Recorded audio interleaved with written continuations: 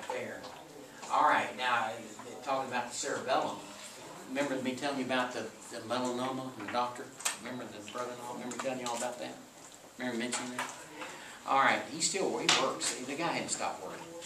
I mean, he's working. He's been checking, they've been doing some, how they're going to treat that. The problem with that melanoma, y'all, is bad. Melanoma is horrible because it usually comes back. Now, they've also spotted some of this melanoma throughout his subcutaneously. Subcutaneous is below the dermis of the skin. Remember, you have the epidermis, dermis, subcutaneous. And it's also in the brain, in the medulla, the left portion of the medulla. Oh, yeah, but he's working now. He works it. He didn't feel real good over the weekend, but he hadn't missed a day of work after this stuff has been identified. Now, as far as treating him, in the brain, it's inoperable. There's nothing they can do as far as operation. There are some different treatments, though, like some radiation type stuff and some other things that they're exploring. I think it might be easier to treat subcutaneously, obviously, than in the brain. But I'll keep you posted on that. It's not a good situation. It's just a bad situation. Yes? I have a question. Yeah. So the lungs and the heart are controlled by the medulla, right? Mm-hmm. Well, let me also mention this to you. The heart, the sinoatrial node, really instigates and regulates more, but we do have a backup mechanism. The cardio-accelerated cardio-inhibitory is in the medulla. So yeah, they both of them are a major role in heartbeat. Gotcha. But both of them. And along with some other things. Okay, now right here, everybody. The medullary rhythmicity. That's in the medullary, indicates medulla. The main idea there is to control the basic rhythm of respiration. In normal breathing, inspiration normally lasts about 2 seconds, and expiration about 3 normally. That's hard to gauge.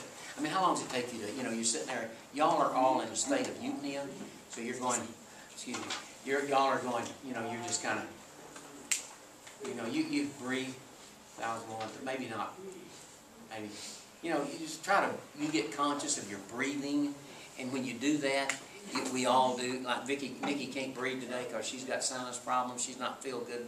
You don't look like you feel very good, Nikki. I don't feel good at all. You don't feel good at all. You have a headache? Headache, congested, everything. It's congested. Yeah, she's got sinus problems today. And so, but if you get conscious of your breathing, it's very, you find yourself breathing deeper. You find yourself doing stuff like that. All right, now right here, everybody. Right here, inspiration, nerve from the inspiratory. Reach that by way of the phrenic nerve, the phrenic control, and the external intercostal. I'm not going to ask you that, but one thing of interest right here, many polio victims. In the 1950s, they had the iron lungs. One area that would be affected, one way, I can hear that guy in there now.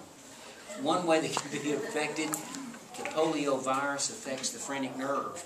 And that would shut down, that would shut down the diaphragm. If the diaphragm is not working, you and I can't breathe. That's where those iron lungs, that iron lung type stuff came in. Muscles contract. Expiration results from a passive recoil. And that's just some stuff there. Just, just kind of giving you an idea. Now, the expiratory center, it's believed that during inactive, normal, quiet breathing, thought that during high, believe that this is inactive, that's the expiratory. Thought that during high levels of ventilation, see a thought, they don't understand a lot of this stuff. Thought that nerve impulses from the inspiratory activate the expiratory. Impulses discharged from the expiratory causes contraction of the intercostals and so forth. But again, if you look on this sheet right here, this has got all you need. Right here, look at this. Medullary rhythmicity. Notice this. Function is controlled. In normal, about the area of the medulla, general about the respiratory. There's the respiratory. I added this is more stuff here. Okay? And so, the medullary, just remember medullary rhythmicity, there it has the inspiratory and expiratory center. And that's just some other stuff right there about it. So, again, that's not the inspiration. Reach the diaphragm via the phrenic nerve. So the phrenic nerve, I might ask you about the phrenic nerve. The phrenic nerve in the polio virus, many times Franklin Roosevelt was affected with his legs. Other people were affected, it's dependent. I know it depends. I know a woman now, a little older woman, who had polio since she was 2, had it when she was 2. And she's a very attractive woman, but she has to walk with the aid of a walker. And so forth. And it affected her legs, like it did Franklin Roosevelt. All right, so right here, there's the expiratory. So where is the respiratory center, inspiration, expiration? Where's it located? Medulla. Did you get that part down? You're good. Okay, you're good. All right, what does the phrenic nerve do? Sends impulses to the diaphragm, right? And intercostal. So that's the deal right there. Now expiratory. Well, there that was again. Expiratory. There you see the word. Do we have on expiratory? Well, I believe it's inactive here on respiration. Now, the only thing I mentioned about this, the pneumotaxic, is the pacemaker. Major effect of the pneumotaxic is to turn off the inspiratory before the lungs become too full. Well, there's a backup mechanism. They're not ever going to become too full and explode. They're not going to do that. So, pneumotaxic area fine-tunes breathing and prevents overinflation. Pneumotaxic, just highlight that. It prevents overinflation of lungs. If you'll just do that, you'll be good. Pneumotaxic prevents overinflation. Major effect is to turn off inspiratory. And that's the major effect of the pneumo. Where is it located? In the pons. The pons and medulla are part of the spinal, or the brain stem. Now, the apneustic. Okay, the apneustic area. All right. Now, it prolongs inspiration. This will help prolong inspiration. When pneumotaxic though is active, it overrides the apneustic. Studies have shown that the apneustic center is normally inhibited by the apneustic. In other words, shown that the apneustic is normally inhibited by the pneumotaxic.